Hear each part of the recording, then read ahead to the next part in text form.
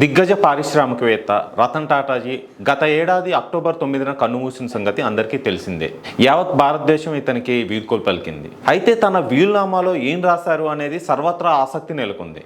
అయితే రతన్ టాటా గారి వీలునామా గురించి జాతీయ మీడియాలో కొన్ని కథనాలు వచ్చాయి. అతని వీలునామాలో ఇదే ఉంది అంటూ కొన్ని ప్రచురణలు చేశాయి. అయితే రతన్ టాటా గారి వీలునామాలో కొన్ని ఆశ్చర్యకరమైన అలాగే సంచలన నిజాలు బయటకు వచ్చాయి.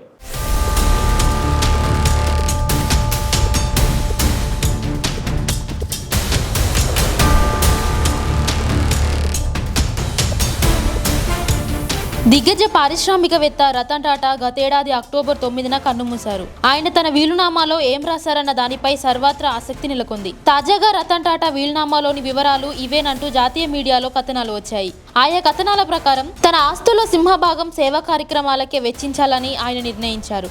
ఆ మేరకు దాదాపు 3,800 కోట్లను తన పేరుతో ఉన్న ఎండోమెంట్ ఫౌండేషన్ ట్రస్టులకు కేటాయించారు. టాటా సన్స్ లో ఆయనకున్న వాటాలతో పాటు ఇతర ఆస్తులు కూడా ఇందులో ఉన్నాయి. ఒకవేళ ఈ షేర్లను అమ్మాల్సి వస్తే ప్రస్తుతం ఉన్న వాటాదారులకి అమ్మాలని వీలునామాలో పేర్కొన్నారు. అలాగే తన సవతి సోదరీమణులు షిరీనా జాజీబోయ్, దియానా జాజీబోయ్లకు 800 కోట్ల విలువ చేసే ఫిక్స్డ్ డిపాజిట్లు, స్టాక్స్ తో పాటు ఖరీదైన వాచ్లు, పెయింటింగ్స్ వంటి విలువైన వస్తువులను కూడా ఇచ్చారు. టాటా గ్రూప్ మాజీ ఉద్యోగి రతన్ కు అత్యంత సన్నిహితుడైన మోహిన్ ఎం దత్తాకు కూడా 800 కోట్ల విలువైన ఆస్తులు రాశారు. ఇక తన సోదరుడు జమ్మీ నవాల్ టాటాకు జూహాలోని బంగ్లాలో వాటా, కొన్ని వెండి వస్తువులు, బంగారు ఆభరణాలను కేటాయించారు.